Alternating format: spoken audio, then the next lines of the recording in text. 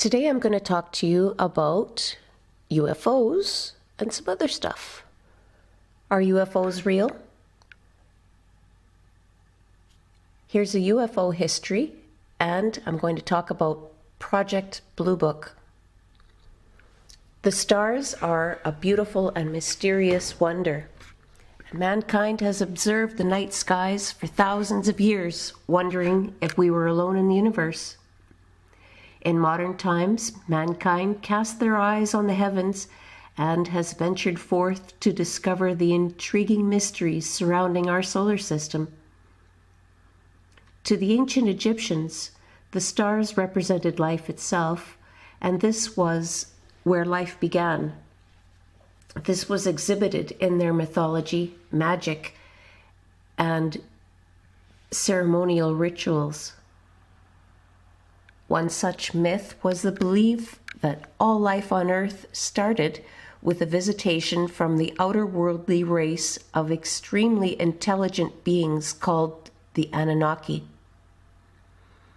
The Annunaki, which means literally those who from heavens to earth came, are often depicted as large winged beings with a bird's head, and can be seen on many Sumerian tablets in museums around the world.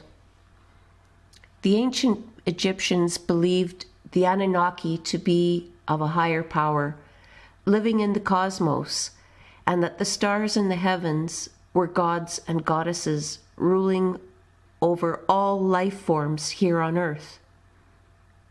Literally, as above, so below, like in astrology. The pharaohs of ancient Egypt so worshipped the stars, they believed they were reincarnations of the gods here on earth. By worshipping the stars, they would be gifted with the glory of immortality as well as invincibility. Observation of the stars and the study of astronomy was first recorded by the Babylonians in 1600 BCE. The first recorded account of an outer-worldly visitation and UFO sighting was in 1440 BCE in ancient Egypt. It was reported that fiery discs were seen floating over the skies by scribes of the pharaoh Thutmose III. It is most intriguing. Hundreds of pyramids were constructed throughout Egypt as final resting places for mighty kings, queens, and pharaohs amid the beauty of the majestic Sahara Desert.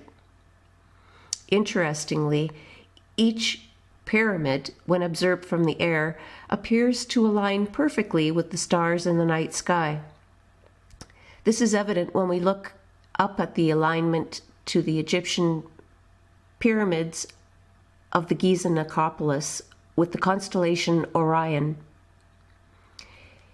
In the pyramid of Khufu, the southern shaft leads up to the king's chamber and lines up exactly with the constellation Delta Orionis, or Orion's belt. If one were to follow the southern shaft leading up to the queen's chamber, they would find it points to the dog star Sirius.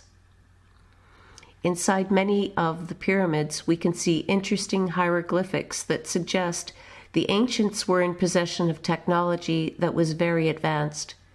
Perhaps they had knowledge from an advanced alien race of beings who visited the Earth many millennia before. Ancient astrology theorists agree this is a high possibility.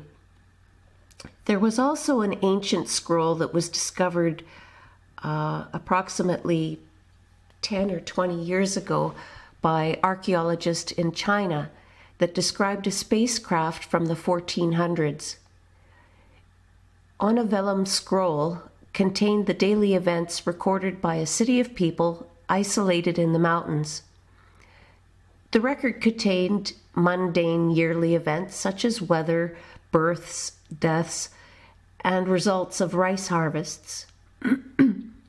It also contained an account of a circular disc that appeared from the sky and landed in their village.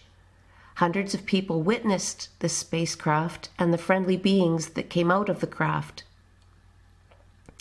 It would not be for many centuries that the possibility of UFOs and aliens was thrust reluctantly into the mainstream view. The first modern documentation of unidentified flying objects would not be until the 1940s with the famous Battle of Los Angeles in 1942. Later, in 1947, there was an apparent crash of a spacecraft containing several alien beings in Roswell, New Mexico, United States. Project Sign was the first in a series of systematic studies of unidentified flying objects, or UFOs, conducted by the United States Air Force in 1947. A second study, known as Project Grudge, was initiated in 1949. Project Blue Book began in 1952 to determine if UFOs were a threat to national security and to scientifically analyze UFO-related data. In the project findings were thousands of UFO reports that were collected, analyzed, and filed. As many as 12,618 UFO reports were collected, and it was concluded that most of them were misidentifications of natural phenomena such as clouds, stars, planets, or conventional aircraft.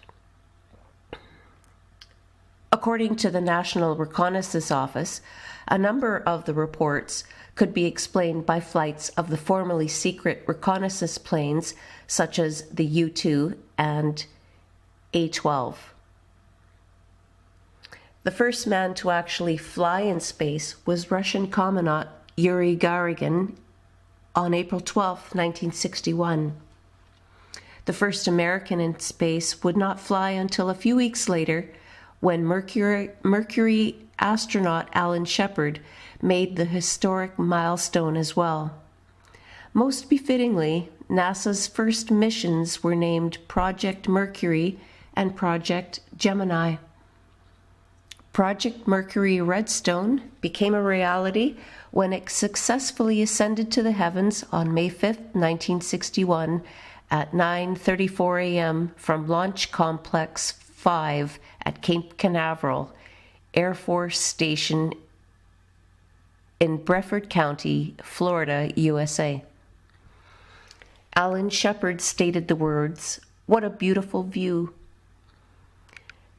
I guess so. There have been 2 spacecraft to travel to the planet Mercury since, including Mariner 10 in 1974 and 75, as well as Messenger, which launched in 2004, orbiting Mercury more than 4,000 times during its 4-year mission before running out of fuel and crashing on Mercury's surface on April 30th, 2015. Gordon Cooper, who was one of the astronauts in Project Gemini, claimed to see his first UFO flying over Germany in the 1950s, and he would become a voice to bring out the truth about UFOs. He was a firm believer that there was a conspiracy to hide the truth about the existence of alien beings from other planets.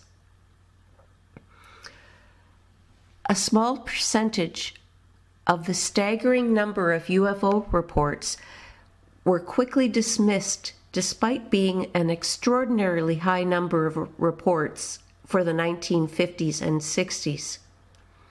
These X-files, if you will, were deemed classified as unexplained, even after a thorough analysis. The UFO reports were archived and are available under the Freedom of Information Act, and the results were made in the Condon Report of 1968. Project Blue Book concluded there was nothing significant about UFOs, and after a review of the report by the National Academy of Sciences, Project Blue Book was terminated in December 1969 and ceased all activity in January 1970. The United States Air Force stated that no UFO reported, investigated, or evaluated by the Air Force was ever an indication of threat to the national security of the country. They also stated there was no evidence indicating that sightings categorized as unidentified were extraterrestrial vehicles. Following Project Mercury mission, a NASA rocket ship safely landed on the moon in 1969. Several of the astronauts, including Buzz Aldrin, reported they were not alone in space or on the moon. Houston, we have a problem.